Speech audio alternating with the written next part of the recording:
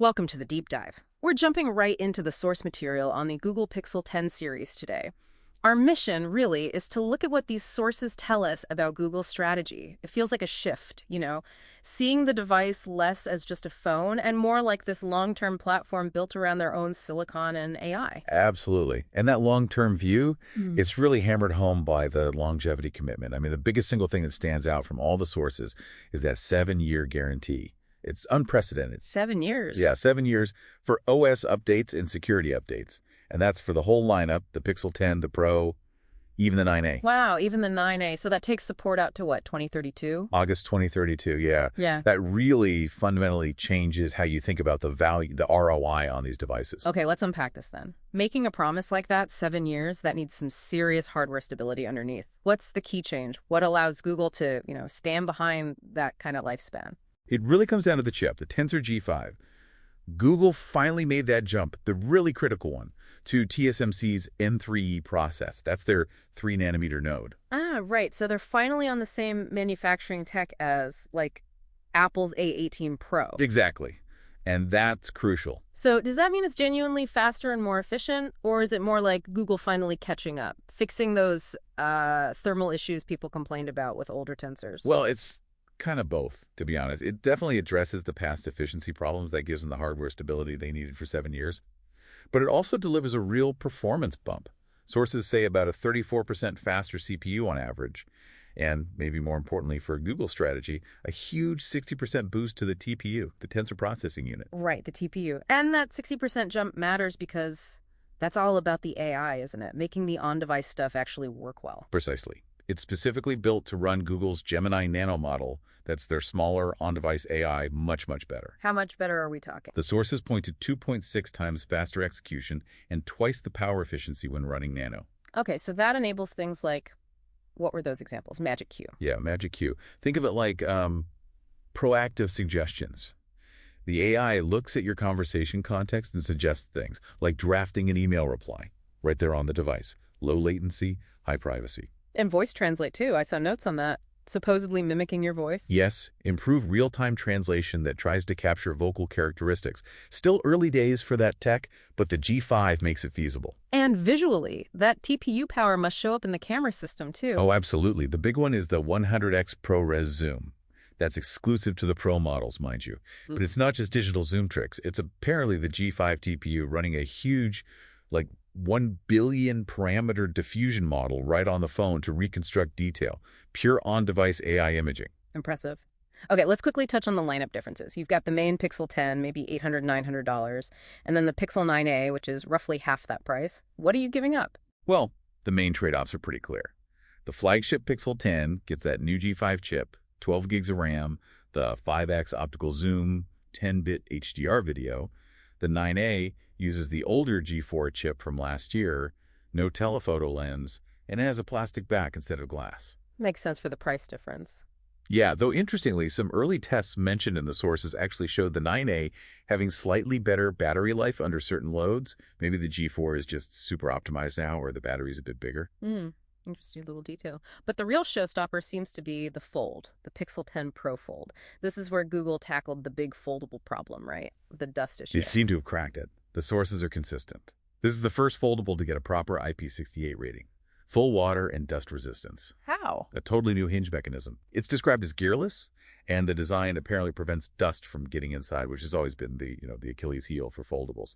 Okay, so pulling it all together, what's the big picture here? Feels like the Pixel 10 series is Google trying to really connect the dots. Better hardware, that TSMC G5 chip, directly enabling these ambitious software goals, like the 7-year support, real vertical integration. I think that's exactly right. And it also points towards their future business model, potentially. Think about the bundling.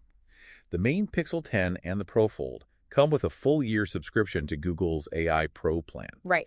It suggests they see the phone purchase as just the beginning, the entry point into ongoing, probably paid, premium AI services down the line. That's a really interesting point. So if the phone itself, the hardware, is guaranteed to last you 7 years, maybe the upfront cost becomes less of a focus for you. Maybe you start thinking more about those recurring subscription costs you'll need to pay to actually use all the advanced AI features that make the phone special over its lifespan. Definitely changes that ROI calculation we talked about earlier. Something to think about. Okay, let's jump right in. We're doing a deep dive today into the strategic forecast for the Google Pixel 11 that's expected fall 2026, obviously. Right, and what's really standing out in the sources, it looked like a massive pivot for Google. Exactly. It feels like they're finally moving away from that, AI first, hardware's secondary mindset. Mm-hmm. Towards something much more aggressive on the hardware front, really trying to make the Pixel a proper high-performance flagship. Yeah, a true competitor. And it seems they're going after the big pain points, right? Wow. The things we hear about every year, sustained performance issues, the thermal throttling. Oh, the throttling. And, of course, the modem inefficiency.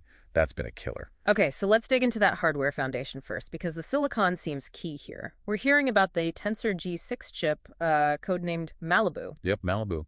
And the big news, the really significant part, is the rumored jump to TSMC's cutting-edge 2-millimeter fabrication process. 2 nanometers. That's a pretty huge leap. It's a massive generational leap. For you listening, basically, smaller transistors mean way better power efficiency and less heat. Physics doing the work. So what kind of improvement are we talking? The projections, based on the sources, hover around a 30% improvement in overall system-wide power efficiency.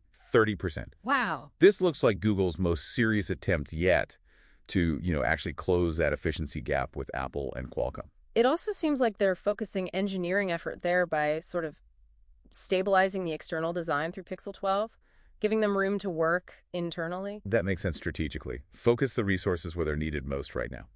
Okay, so if the G6 chip is the brain getting fixed, what about the modem? That's arguably been the biggest battery vampire. The Achilles heel, for sure. The heat, the battery drain from those Samsung modems. Mm-hmm. It looks like they're finally cutting ties. A complete divorce. Seems like it. The chatter is really pointing towards adopting MediaTek this time, specifically the MediaTek M90 5G baseband chip. MediaTek. Okay, that's a big move. They haven't always been seen as like top-tier flagship modem providers, especially in the US market. Are the sources solid on this M90 being efficient enough? Well, it has to be right. The M90 itself is reported to be highly competitive.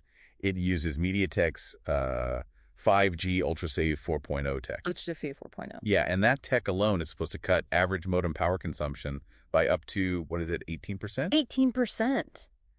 Just from the modem tech. Exactly. Combine that with the G6's 2 and Liberty efficiency gains. Yeah. Well, you're going to feel that. Like that hour of extra screen time in a poor signal area, that becomes real. Okay, that's tangible. And the M90 also has built-in satellite connectivity support, apparently. Yeah, that's in the specs too, yes. Future-proofing may be catching up with Apple there. So connecting all this efficiency back to the actual user experience, the power system itself is getting an overhaul. A big one. We're seeing rumors of a large 5,500 milliwatt battery. That's pretty hefty. And finally, 65W wired charging. Yes, more than double the 30W we've had. Took long enough. Right. And all this improved hardware, this efficiency, it's essential for the software side, too. The Pixel 11 is set to be the launch vehicle for Android 17. And Android 17 is expected to really lean into on-device AI, running LLMs like Gemini locally. Exactly. It needs that efficient Tensor G6 NPU to run those models right there on the phone, not constantly relying on the cloud.